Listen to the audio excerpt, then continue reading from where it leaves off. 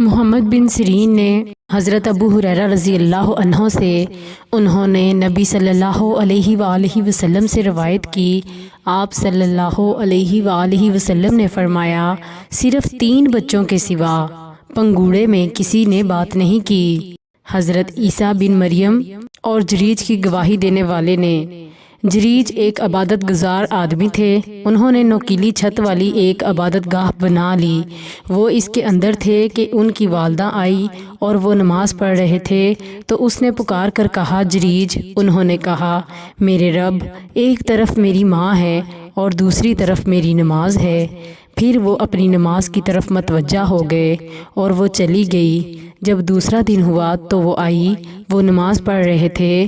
اس نے بلایا، او جریج۔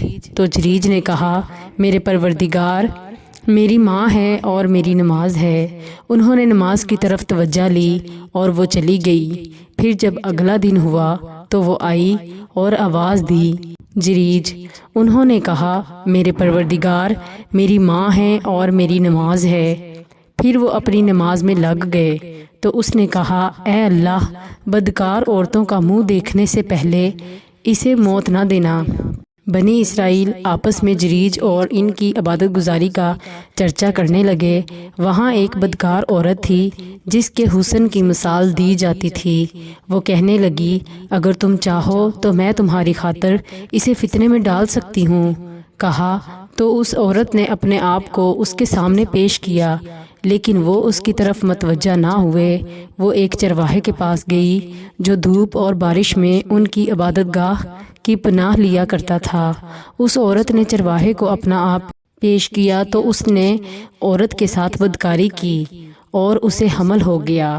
جب اس نے بچے کو جنم دیا تو کہا، یہ جریج سے ہے۔ لوگ ان کے پاس آئے، انہیں عبادت گاہ سے نیچے آنے کا کہا، ان کی عبادت گاہ ڈھا دی اور انہیں مارنا شروع کر دیا۔ انہوں نے کہا، تم لوگوں کو کیا ہوا ہے؟ لوگوں نے کہا، تم نے اس بدکار عورت سے زنا کیا ہے اور اس نے تمہارے بچے کو جنم دیا ہے۔ انہوں نے کہا، بچہ کہاں ہے؟ وہ اسے لے آئے۔ انہوں نے کہا، مجھے نماز پڑھ لینے دو۔ پھر انہوں نے نماز پڑھی۔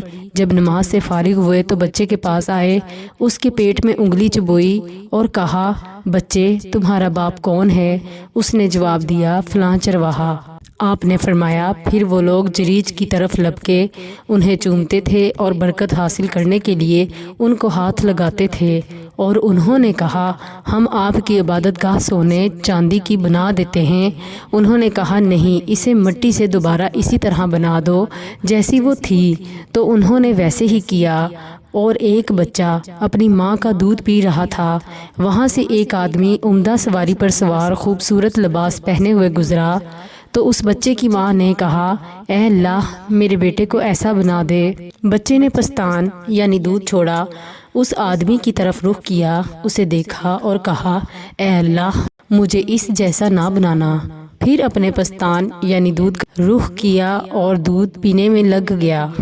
ابو ہریرہ رضی اللہ عنہ نے کہا، جیسے اب بھی رسول اللہ صلی اللہ علیہ وآلہ وسلم کو دیکھ رہا ہوں کہ آپ صلی اللہ علیہ وآلہ وسلم اپنی شہادت کی انگلی اپنے منہ میں ڈال کر اس کو چوستے ہوئے اس بچے کا دودھ پینا بیان کر رہے ہیں۔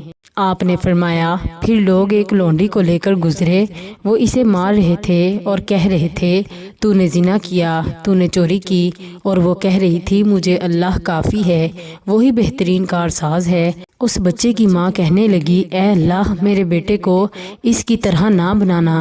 بچے نے دودھ چھوڑا، اس باندی کی طرف دیکھا اور کہا، اے اللہ، مجھے اسی جیسا بنانا۔